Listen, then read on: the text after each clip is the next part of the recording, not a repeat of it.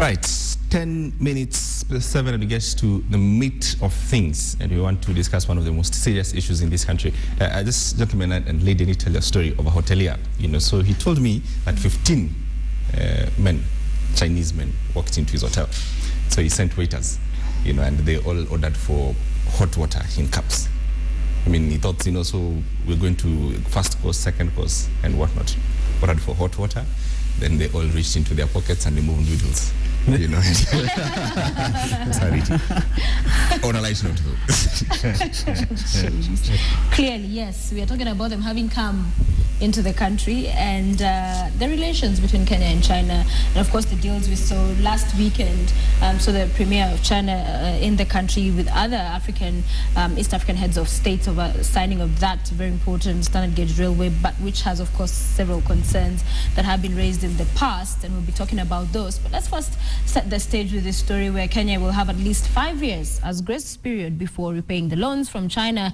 That's the good news. The other news is that Kenyans will repay these loans with a 64% interest of the total amount. At the end of the 3-day visit, China had painted Nairobi red. And the generous goodies dropped by the Chinese premier had left the government all smiles. But when the goodbyes were over, Treasury was left to answer the myriad of questions over just how much Kenya is getting from her new ally. Was 340 billion Kenya shillings. And I think that figure was communicated yesterday, of which the substantial amount really is the standard gauge rail, which was 3.6 million US dollars. Out of this total of 340 billion shillings, Treasury confirms that 166 billion shillings are on a preferential credit buyer loan at a 2% interest rate. This means that Kenya got to negotiate the best deal that China could offer. The rest of the 174 billion shillings are on a buyer credit loan, basically the same commercial loan you can get anywhere else. It's at a 4.4% interest rate with a grace period of 5 years before repayment begins. What this means in simple math is that China is giving us 340 billion shillings. After about 20 years, we will repay this loan with interest of 219.64 billion shillings. In total, we will pay China 559.64 billion shillings. That's at least a third of our current annual budget.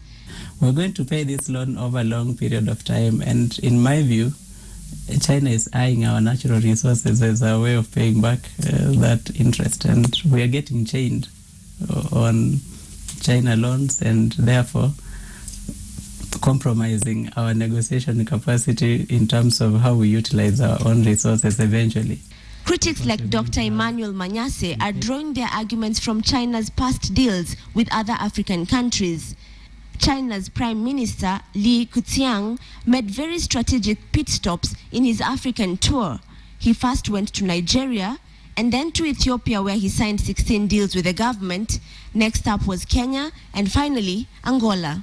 In 2004, Angola signed a deal with China's Exim Bank to get development loans similar to what Kenya is now getting. State-owned Chinese companies entered Angola. Infrastructure contracts were guaranteed by oil repayments. Currently, Angola is one of China's biggest oil suppliers. In a population of about 19 million, at least 258,000 Chinese are currently working in Angola. China are acting strategically, looking at the future and the resources that are being discovered, the oil, the other minerals in Kenya, and the location of Kenya as a gateway to Africa. While the government maintains that its relationship with China is based on mutual benefit, experts are warning that the Kenya-China deal might just be too good to be true. Asha Mwilu, KTN, Nairobi. And that report by Asha Mwilu indeed setting the stage for our conversation this morning. I'm joined in studio by Honorable John Mbadi, MP Suba. Thanks sana for joining us. Also Dr. Emmanuel Manyase, economist, who we've also just seen in that clip by Asha Mwilu, and Ngojiri Wabogo, columnist. You like when I say the name that way? Yes, Sounds more. that's the way it's done. That's the way it's done. That's the way it's done. So we saw the events. Let's begin with what happened most recently over the weekend. The Chinese premier in the country, other African leaders, and that official signing, and the Standard Gauge Railway pretty much good to go to take off. But we of course have the two activists who moved to court to try stop the same. Your thoughts on this, Mheshimiwa? First of all, I think it must be appreciated that as a country we need development, and we need infrastructural development. That can't be overemphasized. It's the fact, and this is something we've called for a long time, that we need to not to over-concentrate on our road system, road network, because we all know that if road is our main means of transport, then it becomes very expensive, and therefore we needed to develop our railway network.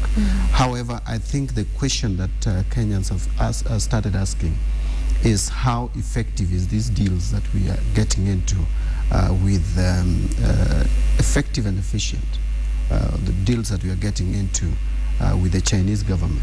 But more fundamentally is how transparent and accountable is the government in terms of explaining to Kenyans how much we are getting from the Chinese, what are the conditions, what are the parties involved, because we do know that the Chinese government doesn't really fund this country directly. We get the funding through Exim Bank. And so what are the conditions? What are the services what sectors of the economy are we putting the money in? Right. Apart from the standard gauge railway, what are the others? Is it geothermal? Is it road sector? And how much? And what is the repayment period? What are the conditionalities? So I think these are fundamental questions, and really it's a constitutional requirement. Article 201 is very clear that the government needs to be transparent in its financial management to the people. And finally, as I make my opening remarks, because I think you just asked me to make my opening remarks, you realize that as a country, we need to also think about the future, and that is also a constitutional requirement in Article 201, that we need to share both the benefits and the burdens with the future. So if it may not really be so good to say that these loans will not be repaid in 7 years, from now up to 7th year we will not be paying. We'll start paying from 7th year. We need to ask, when we start paying, how heavy will it be? So it means we are cushioning ourselves as present generation and then burdening the future generation. It's unconstitutional. Okay, so transparency issues in terms of what exactly is happening, and also what you're talking about, that burden that's been thrown and pushed forward. Dr. Manyasa, also in the face of it, as it stands, your thoughts on the deal as having been signed over the weekend? Let me agree with Mheshimiwa that we need the railway. We need it like yesterday. Let me also emphasize that railway is very important, not just for Kenya, but for the region. And for Kenya in particular, because Uganda is the leading consumer of Kenyan goods. Right. And we need it to be able to transport the goods there. Having said that, I think my concern is the way we are looking at the loans that we are receiving from China. We're looking at them as if it is manna from heaven. And for me, that is the problem. Why? Because we may not be acting in our best interest, not taking into account the fact that China is not here on charity mission. China is here to act in its people's interest. We must sit and make sure we engage properly so that out of all the deals we sign, we act in our best interest. That is our responsibility as Kenya. And that is the responsibility of our government. And when it is entering into deals with China or any other country, to act in our best interest. That is, for me, my main concern, that we may not be watching our steps carefully. Yeah. Bunjiri? My first comment would be to say that there's nowhere where you can economically develop without getting help from outside, whether it's in private sector or in public sector. For you to develop, to grow your economy, you must borrow. So the first thing is that the issue of borrowing is something that we must all accept. I have seen quite a bit of emphasis put on the fact that we're going to pay 64% interest in up to 20 years. And that looks like a very huge amount. But then we live in a country where people pay over 100% on mortgage, ordinary Kenyans, in the same period of time. You borrow 5 million, you end up paying 15. You know, this is an ordinary Kenyan in terms of your own personal development. Right. So I think we need to put the conversation about China in context, vis-a-vis what happens in ordinary life to ordinary Kenyans. And I agree with Mr. Manyasa over here. We do need to think about what is in our best interest as a country. But then also we also need to realize that when China comes here for their best interests. The work that Mheshimiwa in Parliament have is to ensure that the deals that have been entered by Kenya are in our best interests. Right. It's a bit concerning when I hear Mheshimiwa, and I've heard this, not just him, I've heard a lot of members of Parliament complaining that they do not know the details of what has been agreed upon. And that worries me, because part of the responsibility of Parliament is to get to the details. And if you can't get to the details, then you need to be here to be making a big fuss about it, because we need to know.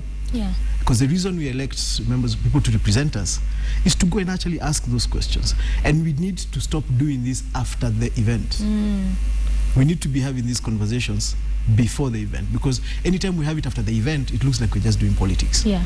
Because this is something that has been planned. So we need to challenge our leaders to be having these conversations about the details of what the government is doing before the events actually happen. And he raises valid points, because you remember when all this was happening, it was Alfred Keter, who's actually in the Jubilee team, that was very vocal about concerns in as far as the Standard Gauge Railway is concerned.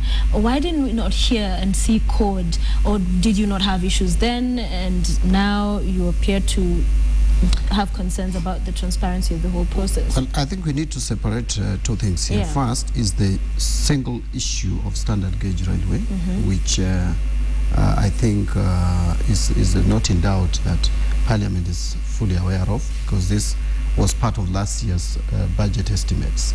And then separate it also from the issues of procurement and accountability. There is the budgeting aspect and then the procurement. Once the budget is there, then the executive goes ahead to float the tenders and do it. And I think what Alfred Keter was questioning was the tender issues. And that, of course, Keter had a more advantage to get to, because they're part of the government. So you can easily get documents from government. I will tell you why it was easy in the last government is because we were sharing government. And so ODM and PNU both were in government, and you could easily get information from government.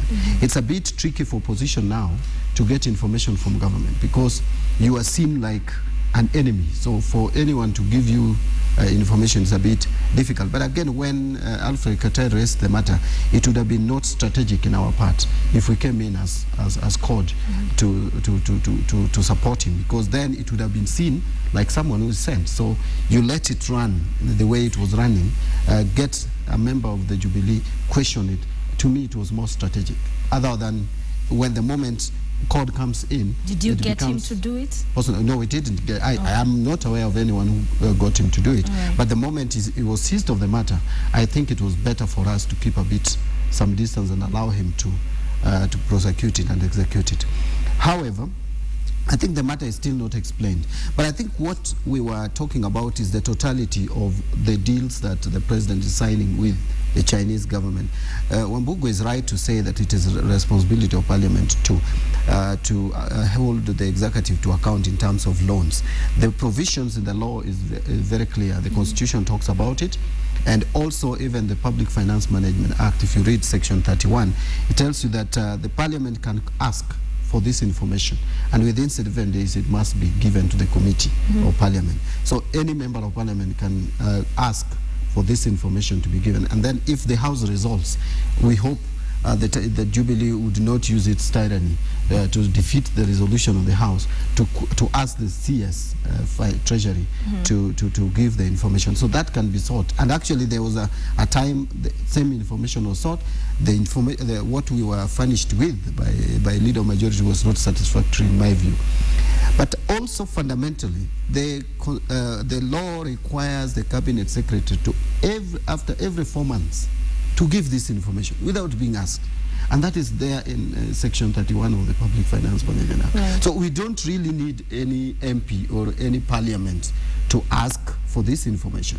We hope that within 4 months, the cabinet secretary will give Kenyans, not only parliament, the details of these deals through parliament. Kenyans should know this information through parliament coming from the cabinet secretary. In the event that does not happen? In the event that does not happen, then it means that the cabinet secretary responsible for finance or treasury does not respect law. And in which case then parliament should hold him to account. Because then the people of Kenya would only hold the executive to account through parliament. But I would not be surprised, because this is a government headed by a president who does not respect law. Actually, I don't want to digress, but you can see president procuring now through Safaricom. Actually, it's a serious matter that the president is procuring for goods directly. I think these are questions that we need to start asking ourselves. Does our president, you can see a president who is not respecting the provisional constitutional provisions regarding the management of land in this country. So I think I would not be surprised if this government does not respect the law. Finally, yes, we are getting over 300 billion from China. Is it still within the loan limit or the debt limit that Parliament has so far approved? Those are fundamental questions that I think as a Parliament and as a budget committee we need to start addressing with the Treasury. And today we are beginning serious debates on the budget estimates 2014-2015.